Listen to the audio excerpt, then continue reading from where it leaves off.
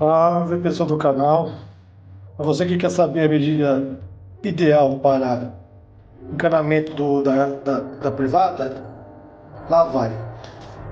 Você deve deixar um tamanho de 33 centímetros até o centro da onde está o cano do esgoto.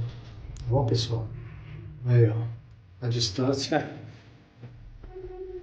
33 e uma distância ideal.